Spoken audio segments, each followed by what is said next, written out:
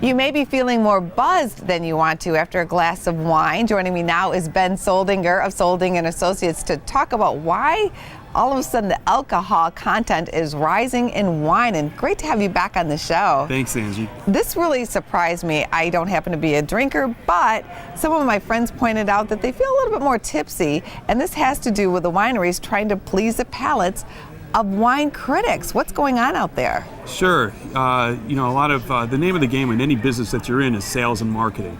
And when you have a critic who has a widespread attention, you may want, if that's your marketing plan, you may want to gear your wines towards that critic's palate. So a lot of some of these big wine critics like a little bit more alcohol in their wines. So the winemakers are placating more towards these wineries' palates instead of maybe trusting their own instincts and following their own heart, because winemaking is an art form. It is an art form, and I'm hearing some of these wine critics have been doing it so long that your palate changes, and so to spice it up, if you want your wine to stand out, that's what you have to do. That's what you have to do if that's your marketing plan, but there are many other marketing plans. You can do wine dinners, more ground game sort of stuff, personal experience, and if you're more loyal to your heart and your art form, people enjoy that a lot. Do you think the average consumer is aware of what's going on in the wine industry? I don't think so. I think a lot of people just order wine because they like it, they find a good one, and they stick with it.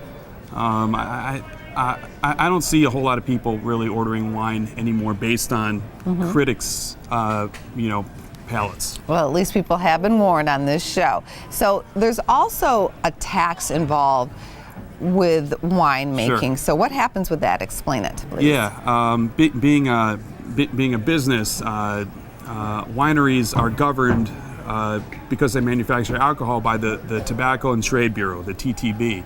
And you have to pay a higher excise tax if you make your wines above 14% alcohol. So a lot of times if you check, there's a lot of times it's 13.9% alcohol, but once you break that 14% threshold, you're paying higher taxes. So people who are raising the alcohol content, they're actually paying for that. So that's how critical that marketing is to them. Yeah, and I think the trend, for the population at large in America, is getting more sophisticated, and a lot of people like higher content alcohol wines anyway. So, I see that trend continuing. Well, at least we help the don't drink and drive motto, right? By telling people what's going on out there. We sure do. There's a lot of alternatives to drinking and driving. Well, cheers to you, Ben. Thank you for coming on the show. Thank you very much.